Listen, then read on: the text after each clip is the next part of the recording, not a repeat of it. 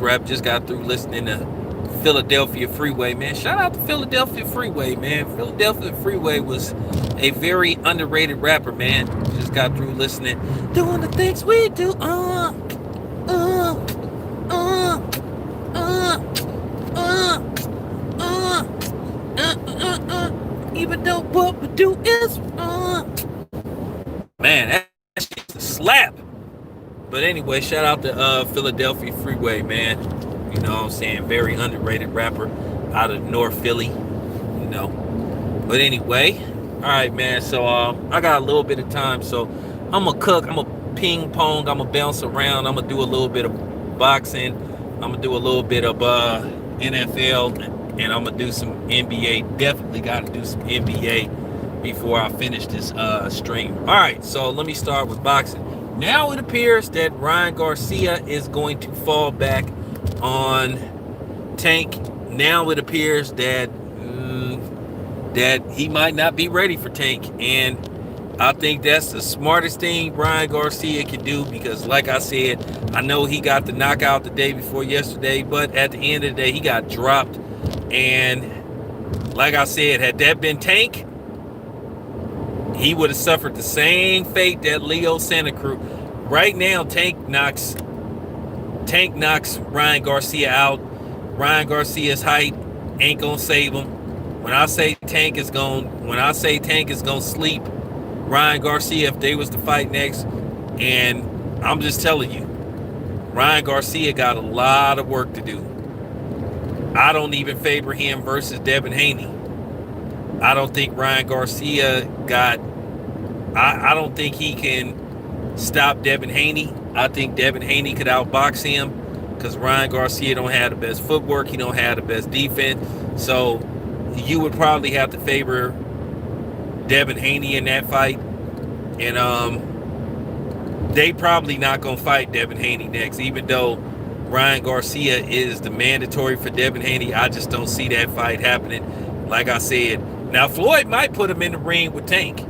And I'm going to tell you right now, or try to put him in the ring with Tank, but Ryan not ready for Tank.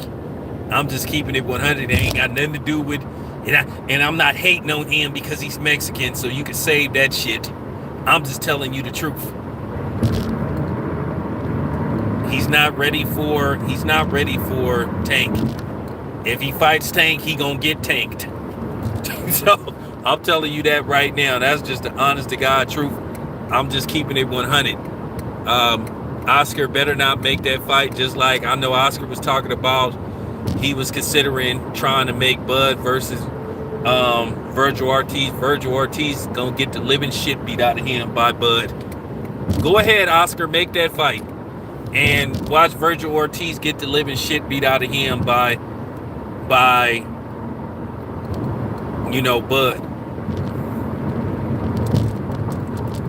But I don't want that fight to happen, because a lot of these clowns, they would try to discredit Bud. And it wouldn't be the Mexican so-called boxing fans, it would be the black ones.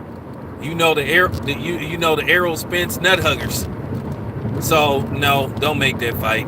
Bud would beat the living hell out of Virgil Ortiz. Virgil Ortiz ain't gonna last 5 rounds with Crawford. And I'm just keeping it 100. Virgil Ortiz gonna get stopped. I promise you that. Oscar just was just clout chasing. But now they having second thoughts about Tank. I'm just keeping it 100, man. Oscar better not put Ryan in the ring with Tank, because like I said, Ryan is gonna get tanked. he gonna get tanked, all right. But nah, he not ready. I'll watch that fight again. Ryan Garcia just got a lot of flaws. He was lucky to have won that fight. He got the stoppage, but he could have very well got knocked if Luke Campbell had really went after Ryan Garcia. He could have knocked him out. And like I said before, Ryan Garcia, I already know what's gonna happen. I'm promising. I'll give you my word. He gonna be brutally knocked out sooner than later. And it's gonna be by somebody you least suspected too. It might be by somebody you suspected. I don't know why he was sitting up bringing Manny Pacquiao's name up. Ryan Garcia ain't got a snowball chance in hell against Manny Pacquiao. When I say he food for Manny Pacquiao, that's food. When I say that wouldn't even be fair. It was laughable when Ryan Garcia was talking about Manny. That was just laughable. When I say Manny Pacquiao wouldn't even fight Ryan Garcia because he know he would destroy Ryan Garcia's career. Ryan Garcia would never want to fight again. He would take a savage ass whooping to Manny Pacquiao. When I say it would be a savage ass whooping to Manny Pacquiao, it would be so terrible you would laugh.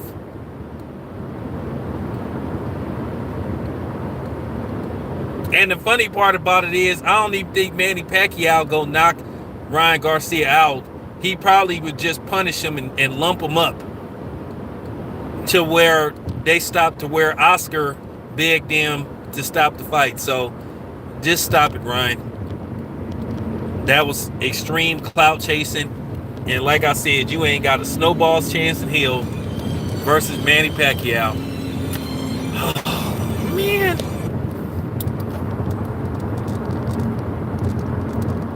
So I'm just keeping it a buck.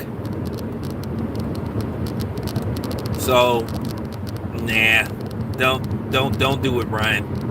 All right, so let me talk some NBA right quick. I'm gonna have to knock them NFL videos out like in a couple of hours. Man, what's up? Appreciate that. Wish I could go to the damn gym. They didn't shut down all the gyms out here. All right, so wish I would love to go to the gym, but they didn't shut all the gyms. But I have no choice but to just do my own workouts. So I'm gonna just start training myself until they open back up the gyms in California. But nevertheless, let me talk about Steph Curry with the pop, boy. It's just amazing. You had all these countless videos and people having these panels saying Stephen Curry wasn't shit, he was overrated and all this stuff. I already knew that Stephen Curry was gonna go ape shit. I knew it was coming. I just was waiting, and he picked the right team. I mean, he lit Portland up for 62 career high. And the funny part about it is Damian Lillard has always played Steph like tough. And Steph, he went berserk. I mean, he scored like 21 in the first quarter or something. And like I said before, the boy can play. And I just thought it was absurd that you had people like turning on Steph Curry. Like I said, the dude is a two-time league MVP. The only unanimous MVP in NBA history. Not even Michael Jordan or LeBron James or Kobe Bryant or Shaquille O'Neal or Allen Iverson was an undisputed, you know what I'm saying, unanimous MVP. It was just one of them things where Steph realized, man, I'm an NBA superstar. I'm Steph Curry. He remembered who his name was. And you gonna see some more games like this. You know, I know Stephen Curry want to make sure everybody get their touches, but Stephen Curry now, if I'm Steve Kerr, I'm letting Stephen Curry take 25, 30 shots now. Until Clay get back, I'm still gonna try to make sure that, you know, Wiseman get his touches and Wiggins get his touches, but at the same time, you Steph Curry, man. Oh yeah, and shout out to Two Raw for TV. He was absolutely right what he said about Luka Doncic. Luka not playing very well, not to his standards. Now, from what he said, he came into camp overweight. Dallas is not playing very well. He's playing okay, but he could be better. But Luka, you seeing a lot of holes in his game. He need to work on his jump shooting. He need to develop a mid-range shot. He need to learn how to play with his back to the basket. And he could slash and get to the basket, but he's not lightning quick. You know what I'm saying? He can play, but he's not been very good so far in the first week and a half of the season. Now maybe he'll pick it up, maybe his weight will go down, but that's about it. You got to keep it 100. He's not played particularly well this season, and I don't mean as far as scoring. You can score like 40 points, but if your team is not winning and you scoring 40 points and you're not winning, that still doesn't mean that you're playing good ball. You're playing good solo ball, but you're not playing good numbers ball, but you're not playing good enough for your team to win. Now keep in mind, there's a lot of hype behind this dude because he had, a good first season, then he had a great second season. So now, you know what I'm saying, the honeymoon is over. Now the expectations is high for Luka, and it's no excuses. Okay, it's no excuses. So that's just real talk. The dude has to perform.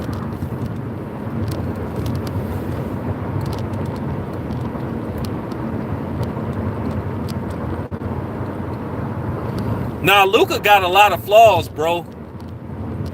He got a lot of flaws. He ain't no pull-up, spot-up shooter. He can hit an occasional three, and he can slash, but he don't have a mid-range game. You know what I'm saying? He can pass pretty good, but he don't have a mid-range game. He don't know how to play with his back to the basket. At 6'7", at the end of the day, you 6'7". You 21 years old. I think Luka's gonna have to really learn how to play all around basketball. Not a good defender as well. I'm just telling the truth. Where he does some good things, there's some bad things that he does too. And I think Luka, for him, and they was comparing him to being the next LeBron James. I don't think so. I do not think so. Like I said, wake me, and he ain't even as good as Dirk. Like I told people, don't even put him in the same category with Dirk. Holla at me when he win a championship, when he win a league MVP, and when he scored over 30,000 points. Luka got a long way to go. He got outplayed. Luka got outplayed by, LaMelo Ball.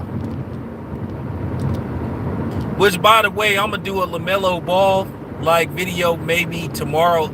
He's starting to come around. He's really starting to pick up this game. To me, he looked like he has better vision than any of his brothers. I think, like I said, as far as Lonzo go, I just think that you've seen the best of Lonzo. I think this is it. This is what you're going to get out of him. I think he's going to be a okay, solid point guard. I don't think that Lonzo Ball is ever going to make an all-star. I think the ceiling is high for LaMelo due to the fact that he's 6'8". I think if he learns how to shoot a little bit better, I think he could play multiple positions. Once again, he needs to develop his game, work on his game.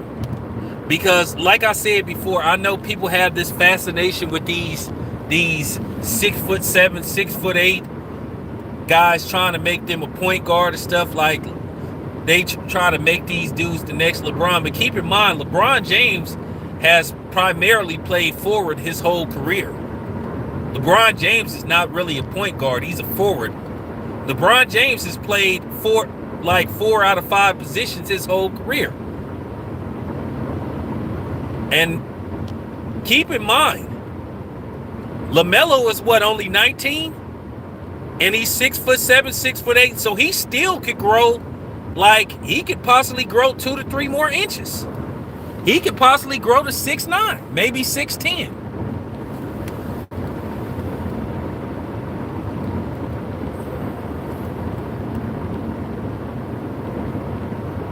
So okay. And I know it was funny. Everybody was like, here we go again when he debuted with no points. But I was like, hold on, y'all. Like, wait a minute. Wait a minute. Be cool. Be cool. Be cool. Like I said, I think that LaMelo has a lot of upside. But he outplayed Luka. And Luka is not living up to expectations. Like I said before, man, when you have the hype around you and people hyping you up after year two saying that you statistically better than man, stop it. In no way, shape, or form is Luka Doncic better than LeBron James. In no way, shape, or form. It's not even up. It's not even up for discussion. It's an absurd comment to make. Like I said, the kid got talent, but he got a long way. To me, he in the same category with Giannis. You would think Giannis at age 25, 26, Giannis still could get better. As a power forward, once again, Giannis don't know how to play with his back to the basket. He don't have a mid-range shot. Like I said, you saw it in those playoffs. You saw it in those playoffs, the flaws with Giannis. I want to see Giannis post up more. Say what you want to say about Antoine Jamison. Antoine Jamison had this nice little turnaround, like short hook that he could hit. You know, Antoine Jamison was a good he was a good damn basketball player.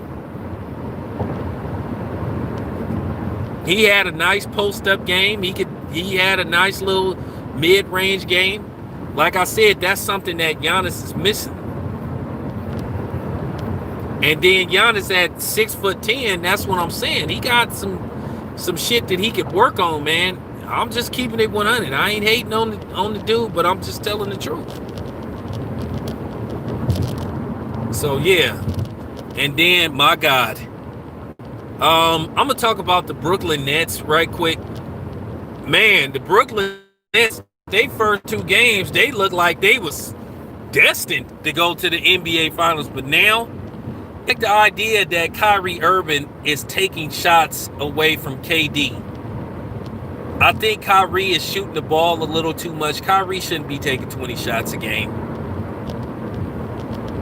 I think he needs to limit it down to maybe between 15 and 20. I think KD need to get more touches. KD need to get at least 20 to 21 shots, maybe 22 at best shots per game, because this KD we talking about. And Kyrie is just taking too many shots, and he taking shots away from KD. The idea is to get KD back into groove. You know, he didn't play none of last year. And then by Kyrie Irving, this is why some people look at Kyrie Irving and be like, damn. Me, myself, I wish KD would have stayed put with the Golden State Warriors, but he didn't, you know, because they just had a lot of internal things going on, you know. But KD, I wish he would have stayed with the Warriors. But nevertheless, all right, man, so, man, I'm looking at the playoff picture, and I just think it's pathetic. And I'm going to talk about the Washington football team. This is a team that went 7-9, and somehow, some way, they still get a wild card. And I'm sorry. There's no way. And they won their division. They won their division being 9-7, which I'm going to make fun of the NFC East because I just do not like the Cowboys. So, you know, I got to take a shot at Jerry Jones. I'm going to do a special video making fun of the Dallas Cowboys. How in the hell you 7-9 and you go to the damn playoffs? For real, the NFL need to pass a rule. You have to have at least a 500 record to go to the playoffs. You didn't win your division. You lost out. So how you win your division when you got more losses than you do wins. And then I'm gonna talk about Action Jackson. So Lamar Jackson did his thing. I'm gonna talk about who's the most dangerous team in the playoffs, and I'm also gonna do a solo video about Tom Brady and Bill Belichick, because it seems like Tom Brady is the winner. Anyway, thanks for tapping in. It's your boy Town Biz. I'm out.